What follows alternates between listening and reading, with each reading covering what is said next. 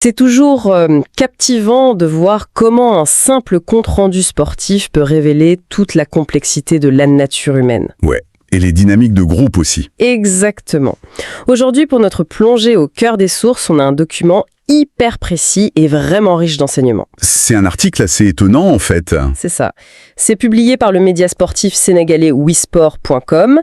Il est daté du 22 février 2026. Et à première vue, pour quelqu'un qui parcourt juste l'actu, c'est un banal résumé de match de foot. Oui, de la Liga. On parle de la 25e journée du championnat espagnol, une confrontation entre Villarreal et Valence. D'accord, décortiquons ça. Allons-y. Le décor est planté, on est dans un derby régional. Et un derby, c'est toujours sous attention. Clairement, l'enjeu dépasse le simple classement. Un but décisif vient d'être marqué. Mais l'objectif de notre exploration aujourd'hui, ça ne s'arrête absolument pas au score final. Ni aux statistiques de possession de balle d'ailleurs. Voilà, on va utiliser ce texte pour analyser quelque chose de bien plus universel.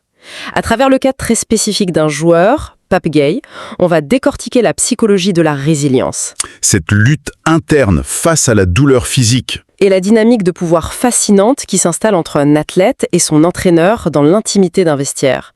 Je suis vraiment ravie d'aborder cet angle. Et cette approche, elle est primordiale pour saisir l'essence même de ce type d'événement. C'est très facile de lire la rubrique des sports, de noter le résultat de 2-1 pour Villarreal et de passer à autre chose. C'est ce qu'on fait presque tous. Bah ouais. Or, quand on s'arrête véritablement sur les mots choisis par les acteurs, on découvre un drame humain qui se joue en filigrane. C'est presque du théâtre. Complètement. Le sport de haut niveau agit ici comme un laboratoire de la prise de décision sous pression extrême. On y observe la négociation constante entre un corps qui signale ses limites et un esprit qui refuse de les accepter. C'est une fenêtre ouverte sur la gestion de la responsabilité. Surtout quand l'attente d'un collectif pèse sur un seul homme, que tous les regards sont braqués sur lui et que l'adrénaline brouille les frontières du raisonnable. Bon, posons d'abord les faits tels qu'ils nous sont présentés par la source, juste pour bien comprendre l'ampleur de la situation. L'article nous apprend que Villarreal a remporté ce fameux derby contre Valence. 2-1. Et le héros incontesté de cette victoire, c'est Pape Gueye. Il est l'auteur du but décisif. Mais ce qui retient l'attention, ce sont les déclarations de son entraîneur Marcelino. Lors de la conférence de presse d'après-match, oui. Ces mots sont très forts. Il déclare que Gueye a fait, je cite l'article, une première mi-temps impressionnante. Il dit même qu'il avait l'impression qu'il était le meilleur joueur sur le terrain durant toute cette période. Ce qui n'est pas rien dans un derby.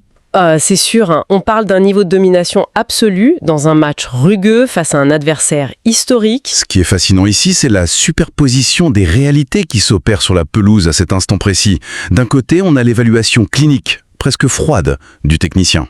Marcelino qui observe la tactique. Voilà.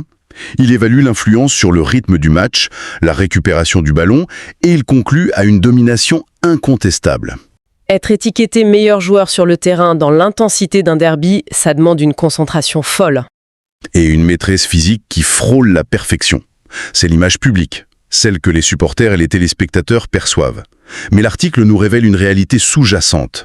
Une réalité invisible à l'œil nu sur le moment. Exactement.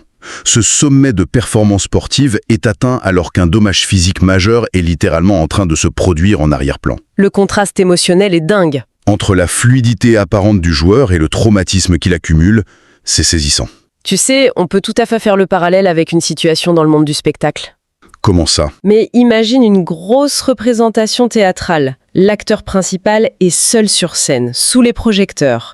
Il livre la prestation de sa vie. Le public est captivé. L'illusion est totale. C'est ça. Pourtant, en coulisses, le décor est littéralement en train de s'effondrer. Ah, je vois l'idée. Les techniciens courent partout, l'acteur entend les craquements dans son dos, il sait pertinemment que la structure ne va pas tenir longtemps.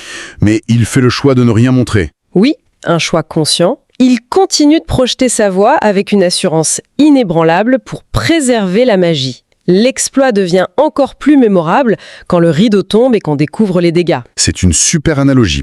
C'est exactement le sentiment que dégage cette première mi-temps décrite par Marcelino. Le joueur devient le metteur en scène de sa propre illusion. Sur le plan physiologique, comment ça s'explique? Ça illustre le phénomène complexe de la compartimentation chez les athlètes d'élite. Le cerveau humain est programmé pour réagir à la douleur. C'est un mécanisme de survie basique. Un coup sévère déclenche une alarme.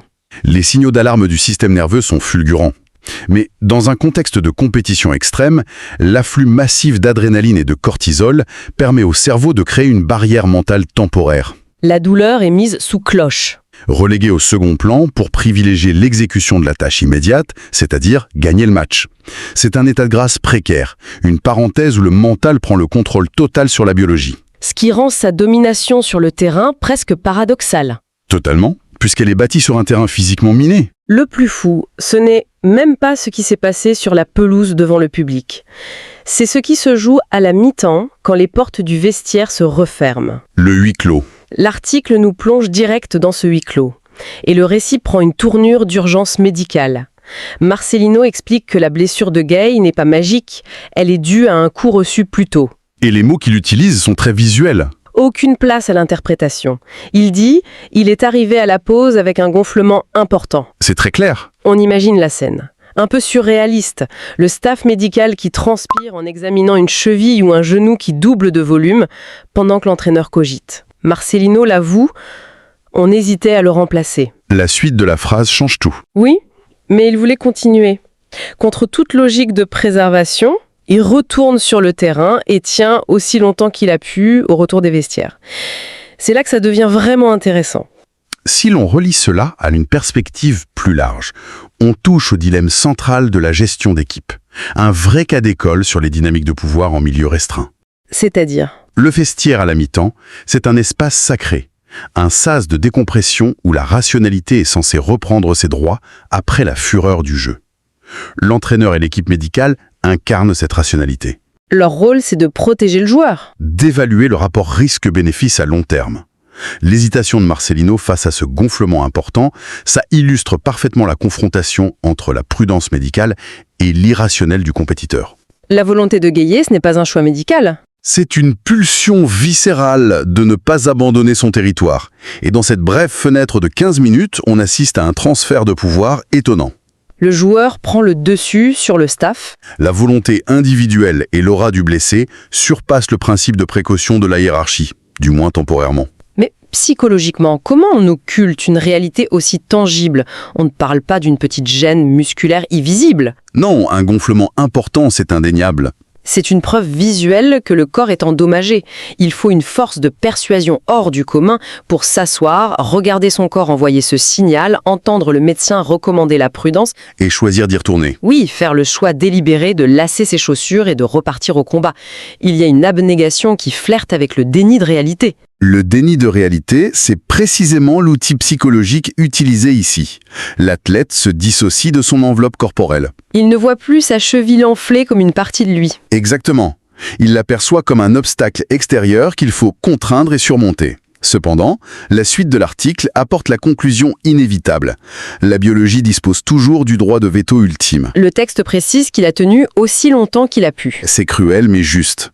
La volonté a retardé l'échéance, elle a permis de grappiller quelques minutes au début de la seconde période, mais elle n'a pas réparé les tissus endommagés. L'esprit ignore les signaux, mais quand la mécanique cède, le mental ne peut plus rien. C'est une belle leçon d'humilité face à l'anatomie. Et c'est à cet instant précis, quand le corps dit stop, que les conséquences frappent tout le collectif.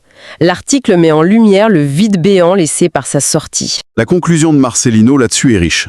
Il déclare « Et puis, je pense qu'on a ressenti son absence, non seulement à cause de ce que représente Pape Gaillet, mais aussi à cause du déroulement du match.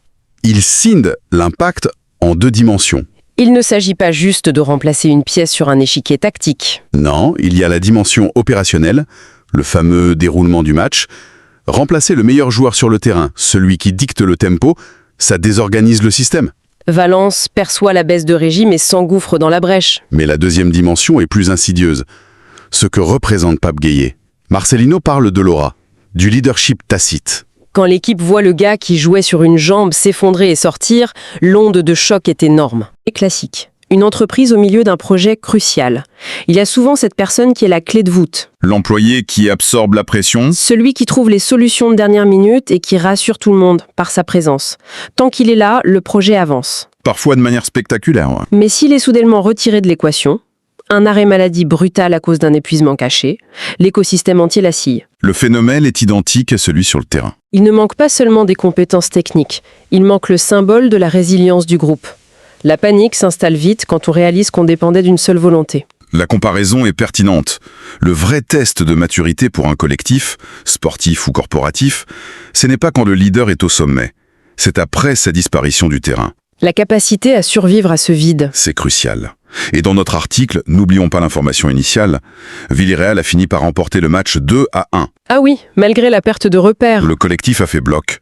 Le sacrifice de la première mi-temps, le but, les minutes grappillées dans la douleur. Ça a servi de fondation solide pour résister aux assauts de Valence. Ce rayonnement, cette aura, ça dépasse d'ailleurs les murs du stade en Espagne. C'est là qu'il faut faire un pas de côté pour observer la source elle-même. Le média wisport.com. C'est un média sénégalais. Et quand on regarde les autres gros titres de la page, le contexte est très clair. On n'est pas juste dans l'actu espagnole. Pas du tout.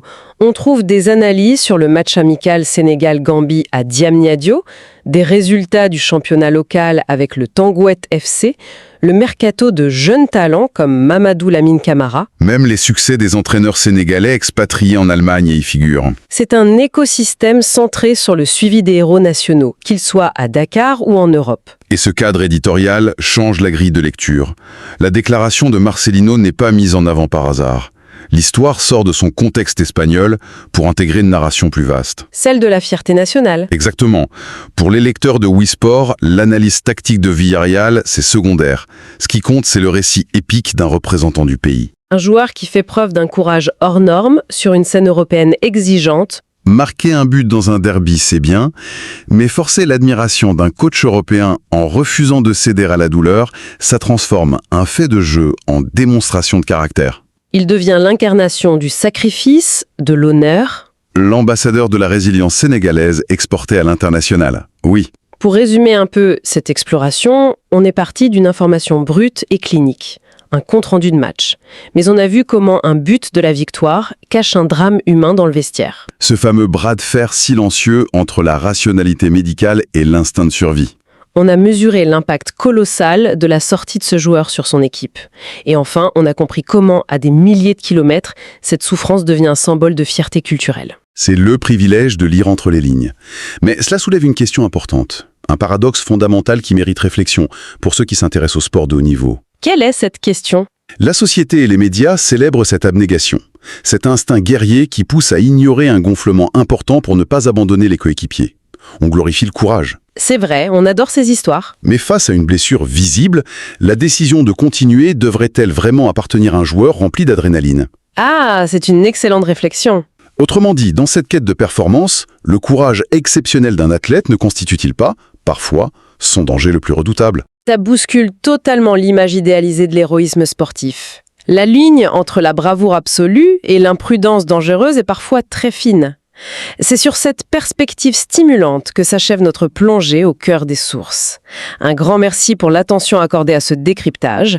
Continuer de questionner la mécanique humaine derrière les statistiques permet toujours d'enrichir notre compréhension du monde. Et qui sait, ça offrira de nouvelles clés de lecture la prochaine fois qu'un athlète refusera de quitter le terrain.